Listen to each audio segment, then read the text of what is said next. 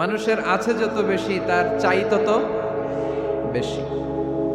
শেখ সাদি রহিমাহুল্লাহ, ইরানের বিখ্যাত কবি, বালাগাল উলা বিকামালিহি কাশাফাত দুজা বিজামালিহি, এই কবিতা লিখে বিখ্যাত হয়েছিলেন।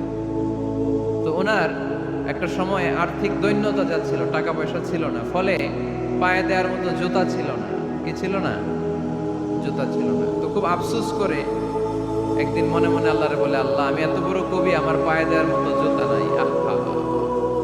আফসোস করে ঘর থেকে বের হয়েছে। বের হয়ে দেখে এক ভিক্ষুক ভিক্ষা করে। ওই ভিক্ষুকের দুইটা পাই নাই, ভিক্ষুকের দুইটা, আর কবি সাহেবের কি নাই? জুতা নাই। কবি সাহেব যখন এই দৃশ্য দেখছে, হায় রে, আমার তো পা আছে, এর তো পাই নাই, সেজদায় পড়ে গেল।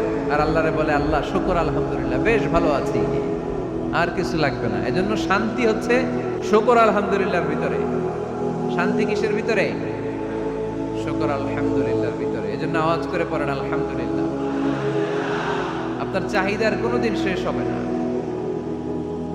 দেখবেন যার আসো, চারজন নারীকে ডাকবে, তোমাদের কোনো কি সুন্দর যায়, আমি তো হাঁটতে পারি না, যদি হাঁটতে পারতাম, যদি দুইটা পা থাকতো। যার পা আছে সে সাইকেলওয়ালাদেরকে দেখে আফসোস করে, ইস, আমার যদি একটা সাইকেল থাকতো তাহলে তার হাঁটা লাগতো না, সাইকেল দিয়ে বাজারে যেতাম।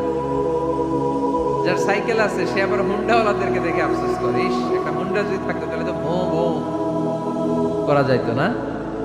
হুন্ডাওয়ালার আফসোস আছে প্রাইভেট কারওয়ালাদের দেখে, তারা আফসোস করে, ইস, আমার যদি একটা কার থাকতো তাহলে তো কার চালাইতে পারতো।